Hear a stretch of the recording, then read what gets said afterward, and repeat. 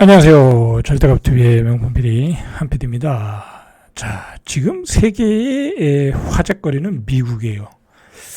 자, 미국의 어떤 세계를 주도하는 그런 마인드가 바뀌었다. 이제 우리는 패권국이 아니다. 자, 우리는 우리의 생존의 길을 가겠다. 자, 그게 지금 미국의 포지션이거든요. 자, 그러면서 러시아와 굉장히 우호적인 관계로 가고, 기존의 이 통념하고는 틀려요. 러시아한테는 관세도 안 때려요.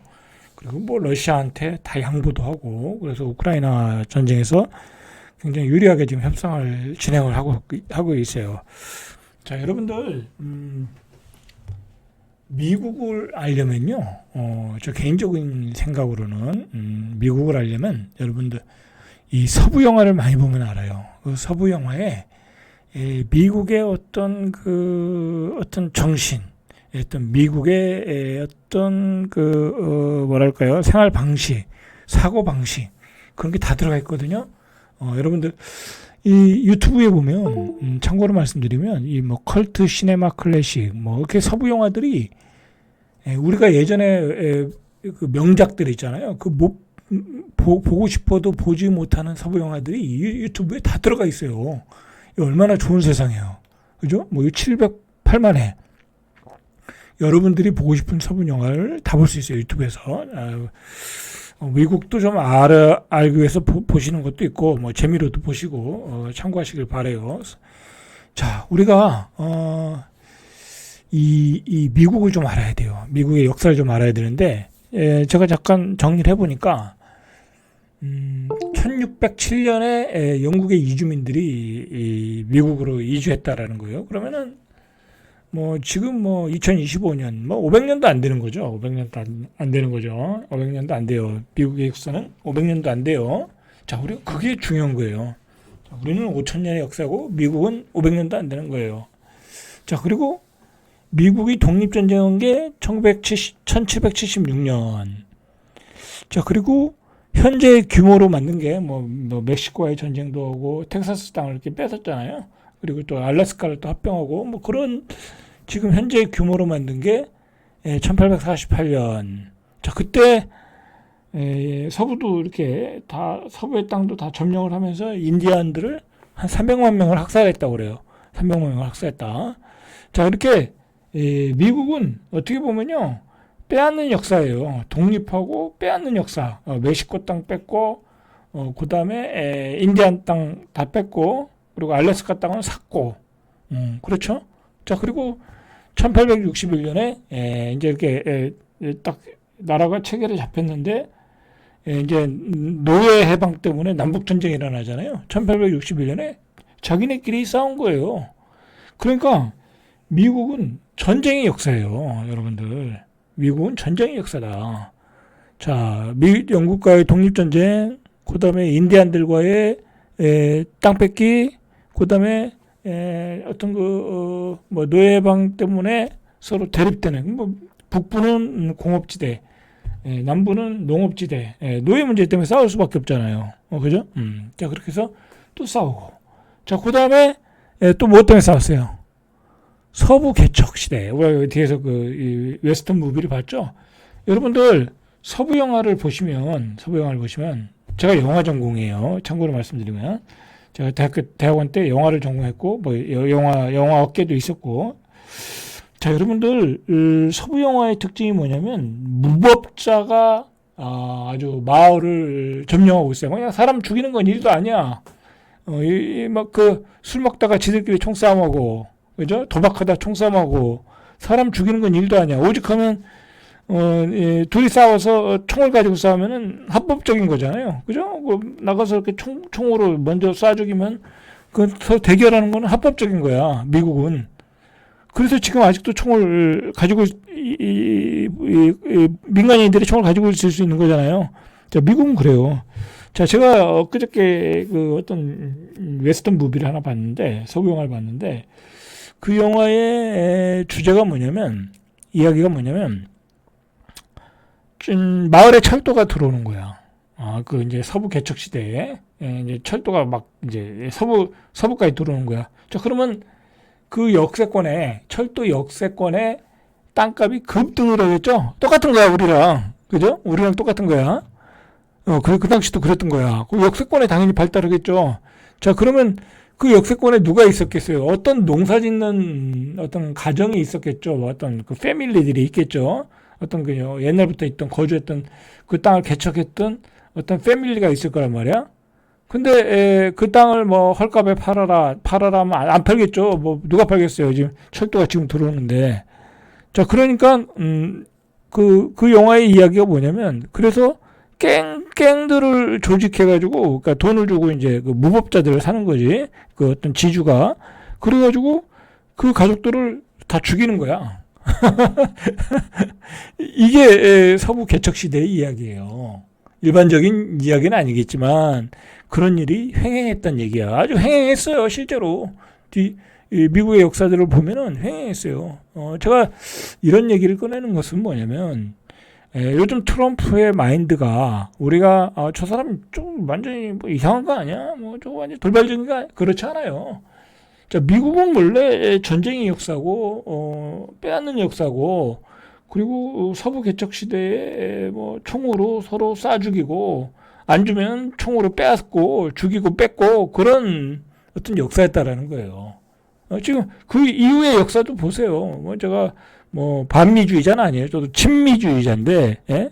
저도 친미주의자예요. 자본주의, 자유주의자인데, 이제 그런 실제로 미국의 역사가 그랬다는 거예요. 그렇잖아요. 뭐 1차, 2차 대전 때야 서유럽을 도와줘서 어떤 자본주의를 다 지켰고, 그죠? 파시즘과 파시스트로부터 지켰고, 그다음에 뭐 베트남과의 전쟁에서 또 엄청난 또 일이 있었고, 그다음에 그 부시가 이 중동 가서 전쟁을 일으키고, 그죠? 전쟁을 일으킨 거잖아요. 그 원유 때문에. 그런 역사란 얘기죠. 그리고 요번에 누구야? 트럼프가 뭐라고 그랬어요? 그린란드 땅을 내놔라.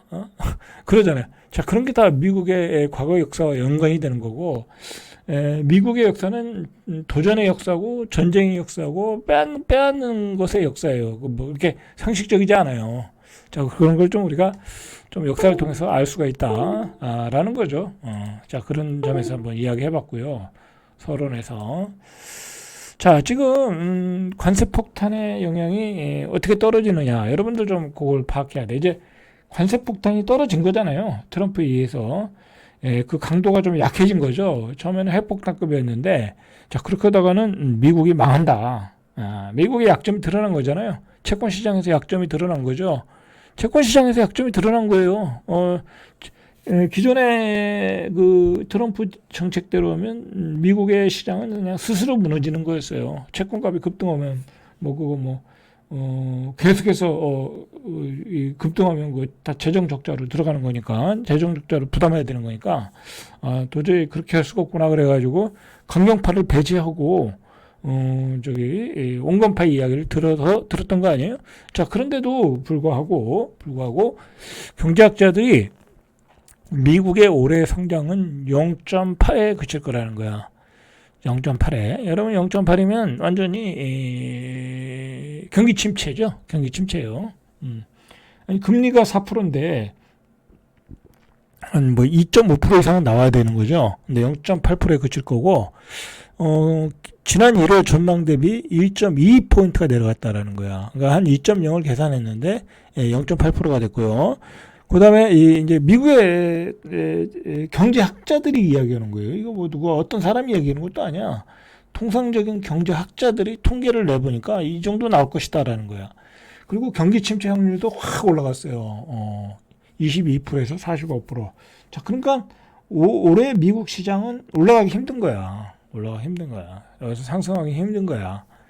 단기적인 반등만 있어 보이지, 상승하기 힘들다. 그렇게 보시면 되죠. 자, 월스트리트 저널에서 4일에서 8일까지 64명의 학계 경제학자 대상으로 설문조사를 한 결과예요. 그래서 0.8이 나온 거예요. 0.8이. 자, 이렇게 조사를 해보니까 이렇게 나오더라.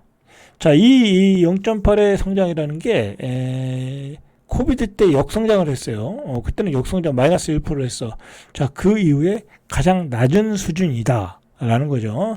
자, 원래는 한 1.8%까지 예상을 했어요. 자, 그리고 경제학자들이 트럼프의 관세 효과로 인플레이션이 1월 달에 1월 달 대비 1월 달 전망 대비 1.1포인트 상승한 1월 달인가 한 2.5포인트였나 보죠. 자, 그래서 인플레이션이 한 3.6%까지 상승한다. 물가는 오를 수밖에 없죠. 오를 수밖에 없죠. 자, 물가도 계속 오른다. 자, 그리고 패드가 올해 평균 2차례, 내년 2차례. 자, 그 정도 금리 인하를 예상하고 있다. 한 최소 2차례 정도는 금리 인하를 올해 한다. 그렇게 예상을 하고 있다는 거예요. 자, 우리가 한번 그러면 미국에서 지금 어떤 일이 벌어지고 있는가? 그런 경기 침체가 오는데 구체적으로 어떤 일이 벌어지고 있는가 조금 자세히 알 필요가 있어요. 그런 기사들이 속속 뜨고 있어요. 왜냐하면 뭐 막연히 경기 침체가 온다 오면 잘 이게 느껴지지 않잖아요. 그리고 확신이 안 서잖아요. 근데 자, 이거 보세요. 일단 미국의 히스패닉계들이 꽤 많죠. 남미 뭐 그런 쪽의 계열이겠죠. 자, 이제 서민층이죠. 미국에. 자, 이 사람들이 언제 추방될 줄 모른다. 언제 추방될 줄 모르니까 돈을 가지고 있어야 되겠죠. 돈을 못 쓴다는 거야. 그래서 지갑을 닫았다. 굉장히 소비력이 높은 어떤 계층인데 언제 추방될 줄 몰라서 소비를 줄이고 있다라는 거야. 자, 그래서 라틴 아메리카 출신이 대부분인 저소득층이 해고, 단속, 추방 우려에 필수품을 써야 되는 거야. 어쩔 수 없는 거고 비필수품 소비가 줄어들고 있다라는 거야. 이런 게 이제 경기 침체의 징후라는 거예요. 자, 그리고 트럼프 행정부는 지금 불법 이민자들을 대대적으로 단속을 하고 있죠. 근데 이제 히스패닉계들이 불법 이민자들이 많겠죠. 아무래도. 그러니까 그 사람들이 또 소비를 줄이고 있고, 자, 이로 인해서 미국 내 주요 브랜드 그리고 대형 유통업체 매출 손실을 겪고 있다. 실제로 이제 나타나고 있는 거예요, 이런 게. 이제 그러면 앞으로 1분기 때는 물값이 앞으로 오른다. 자, 그래가지고 많이 샀어요. 지금 쌀 때 사놔야 된다. 그러나 이제 기본관세하고 기본관세가 이미 적용되니까 또 10%가 올랐잖아요. 점점 이제 소비가 줄어들겠죠. 2분기, 3분기, 4분기 계속 줄어들겠죠.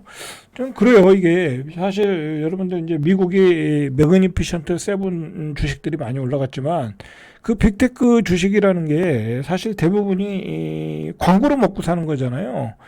애플은 핸드폰 가지고 먹고 사는 거고, 아마존은 뭐 쇼핑으로 먹고 사는 거고, 그다음에 뭐 데이터 센터니까 그것도 역시 뭐 빅테크 관련되는 거니까 주로 광고 시장이 활성화돼야 되는 거거든요. 광고 시장 활성화되려면 경기가 좋아야 돼. 근데 경기가 좀 안 좋아지고 있다라는 거잖아요. 그러니까 광고 시장도 줄어들 수밖에 없죠. 그죠? 자, 미국에서 히스패닉 커뮤니티는 전체 인구의 5분의 1을 차지한다는 거야. 이 5분의 1의 전체 5분의 1의 소비가 줄어들고 있다라는 거야. 이게 어마어마한 게 일단 트럼프 행정부가 1,100만 명으로 추정되는 어마어마하네요. 그 불법 이민자들. 자, 1,100만 명이 소비를 못한다. 그러면 타격이 오는 거죠. 우리도 마찬가지로 예를 들어 외국인 노동자들, 우리 한국에 있는 외국인 노동자들 다 추방하겠다. 자, 그럼 우리 외국인 노동자들이 어떻게 했어요? 소비를 안 하겠죠. 그죠? 밖에도 못 돌아다니고. 그러면 경제가 돌아가야겠어요? 지금 미국이 그런 상황이라는 거야. 1,100만 명을 추방하려고 단속 중이다. 이 과정에서 합법적인 비자를 받고 체류 중인 일부 유학생까지 비자를 취소한 데 추방하고 있다. 지금 미국이 뭐 이런 문제가 있는 거예요, 지금. 합법적으로 체류하고 있는 사람도 쫓아내고, 뭐 들어가려고 하는 사람도 못 들어가고, 그러니까 관광객도 줄어들고, 미국이 왜 이러는지 모르겠어요. 그죠? 왜 이러는지 모르겠어. 자, 불법 이민자들은 라틴 아메리카 출신으로 단속을 피해 숨게 되면서 돈을 쓸 기회도 줄었다. 돈을 벌 기회도 없으니까 쓸 기회도 줄어드는 거죠. 그럼 인건비는 또 올라가고.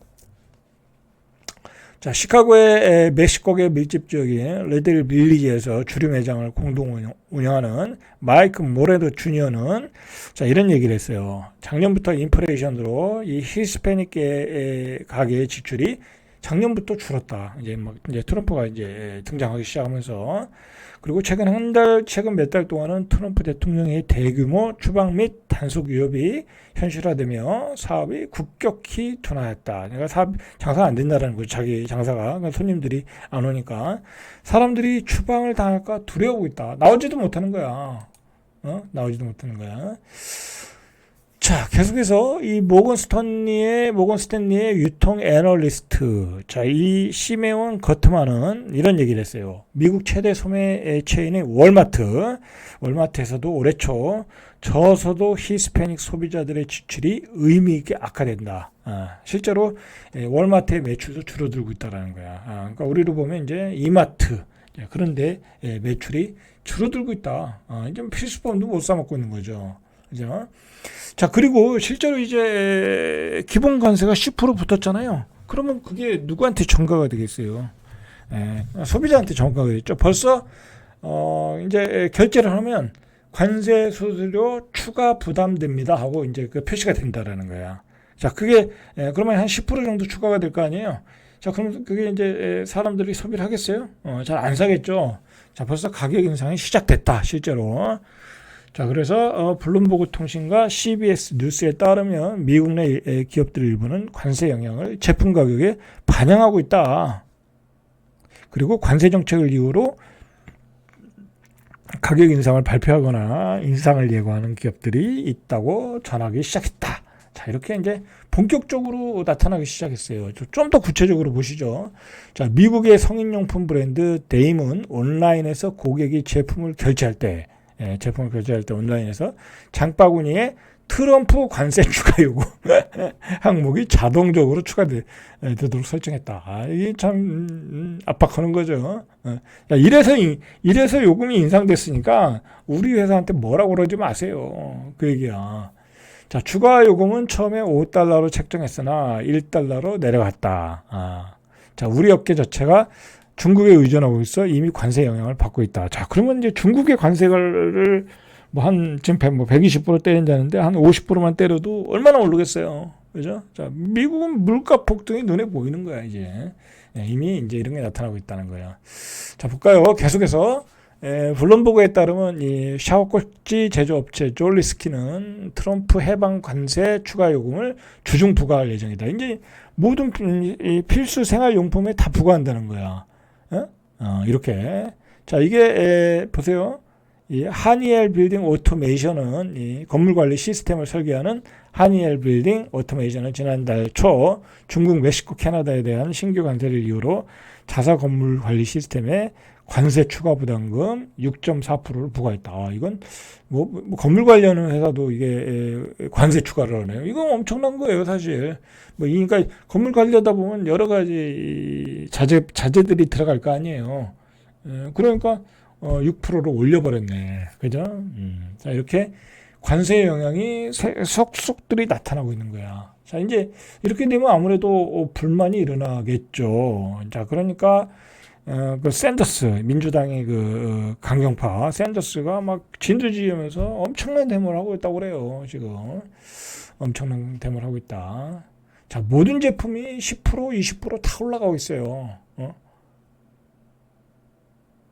자, 이 인터넷 커뮤니티 등의 온라인 판매 업체들이 관세 수수료 항목을 논리적으로 추가할 수 있는 방법에 대해 조언이 넘쳐나고 있다는 거예요. 이제 미국에서 물건 살 때는 관세 추가 그런 식으로 이제 계속 이제 달려서 나온다. 이제 그런 얘기겠죠. 자, 또 볼까요? 이탈리아에서 제작되는 고급 신발을 제작하는 라부크 3주간 가격을 10%에서 20% 인상했다. 의료 브랜드 미스타와 핸드백 소매업체 하이어 굿즈 등도 가격을 20% 인상했다. 15%, 10%, 20% 품목별로 다 인상하고 있는 거야. 자, 이러면 어떻게 되겠어요? 소비를 못하는 거예요. 우리 그 미국인들이 소비를 못하는 거야. 그런데다가 불법 체류자, 그냥 합법 체류자 다 문제가 있으면 다 추방하겠다. 그러니까 더 소비가 안 돼. 이거 주식이 올라가겠습니까? 안 올라가요. 이렇게 되면. 그죠? 이제 미국 주시장 그냥 그동안 많이 떨어진 거에 대한 단기적인 반등이다. 자, 이렇게 되면 이제 스태그플레이션이 오를 수 있죠. 인플레가 되고 가격이 구매가 안 되고. 자, 이러면 우리나라도 타격이 크게 오는 거예요. 우리나라도. 왜냐면 우리나라도 미국 수출에 타격이 있고요. 뭐 제 친구도 스카프를 수출하는데 타격이 있을 거고, 그 다음에 중국도 타격을 입는 거잖아요. 근데 우리의 제품들이 또 우리의 원자재들이 중국으로 수출되잖아요. 그것 때문에. 근데 그게 또 안 되는 거고. 우리도 갈수록 그 후반기로 갈수록 우리 경제도 타격이 올 수밖에 없다. 그렇게 보셔야 돼요. 뭐 이거 뭐 빼도 박지도 못해요. 빼도 박지도 못한다. 자, 그런 상황에서 이 레이달리오 이 사람은 항상 그 조금 멀리 얘기하는 점이 있어요. 좀. 자, 이 사람이 뭐라고 했냐면, 이제, MBC 방송 시사 대담 프로그램에 나와서 트럼프 대통령의 관세 정책과 미국 부채 증가가 아주 새로운 일방적인 세계 질서, 새로운 세계 질서를 만들 거라는 거야. 좋지 않다라는 거죠. 좋지 않은 방향으로. 그래서 현상을 제대로 다루지 않으면 경기 침체보다 더 나쁜 일이 벌어질 수 있다. 경기 침체보다 더 나쁜 일이 벌어질 수 있다라는 거야. 경고하는 거죠. 경고하는 거예요. 더 나쁜 일이 뭐냐면요. 전쟁이 일어나는 거예요. 결국 국제 분쟁이 일어나고요. 그러니까 지금 뭐 중국과 미국이 친하게 지내지 않아. 서로 무역 관계가 뻐그러져. 그러면 중국은 여러 가지 돌파구를 찾겠죠. 뭐 예를 들어 대만도 침략할 수 있는 거고, 안 그래도 대만이 마음에 안 드는데 뭐 그런 거라든지, 뭐 러시아는 주변 국가를 또 침략할 수 있는 거고, 그런 안 좋은 일이 다 벌어질 수 있다는 거야. 미국이 자꾸 저러고 있으면, 세계 질서가 깨지면, 예를 들자면요, 통화 질서의 붕괴, 이 통화 질서의 붕괴, 자, 우리한테는 좋은 일이 아니에요. 자, 우리가 알고 있는 정상적인 민주주의 방식이 아닌 내부 갈등, 민주주의도 무너진다는 거야. 자, 세계 경제에 매우 혼란을 주는 국제 분쟁, 경우에 따라서는 군사적 충돌, 이런 것들이 결국은 벌어질 수 있다. 이게 이제 레이 달리오. 뭐 거의 이 사람은 헤지펀드의 구루인데 거의 뭐 철학자죠. 철학자에 가까운 사람이죠. 자, 수입품 관세, 재정 적자 확대, 기존 권력에 도전하는 신흥 세력의 결합은 매우 파괴적인 변화다라고 규정하면서 이런 이 파괴적인 변화라는 거야. 이 관세, 재정 적자 확대, 신흥 세력의 결합, 미 행정부가 이런 변화를 어떻게 다루냐에 따라 심각한 상황을 초래할 수 있다. 경고를 하고 있는 거죠. 경고를 하고 있어요. 자, 그리고 이 얘기가 또 의미가 있어요. 레이 달리오는 최근 그 미국 부채 지속 불가능해 보이는 증가세, 뭐 이렇게 관세 때리는 게 불가능하다는 얘기예요. 미국 제조업의 쇠퇴 영향으로 미국이 자국에 필요한 품목 생산을 다른 나라에 의존하게 될 것이다. 그러니까 뭐 미국이 제조업을 살리겠다고 그러는데 실질적으로는 어려울 거라는 얘기예요. 어려울 거다. 미국에 제조업을 하려면 그 경쟁력이 있나요? 임금도 비싸고, 그죠? 경쟁력이 없을 수 있어요. 거기서 생산하는 것과 예를 들어 미국에서 애플 이 핸드폰을 생산하는 것과 중국에서 관세 때리지도 않는다니까. 만약에 관세 50% 때려도 오히려 중국에서 생산하는 게 더 낫다라는 거야. 가격적으로 보면. 자, 이런 경고를 하고 있어요. 자, 이 레이 달리오는 2008년에 이미 금융위기를 예견했어요. 경고했어요. 자, 이 사람 얘기는 몇 년 뒤에 꼭 나타나더라고. 그런 특징이 있어요.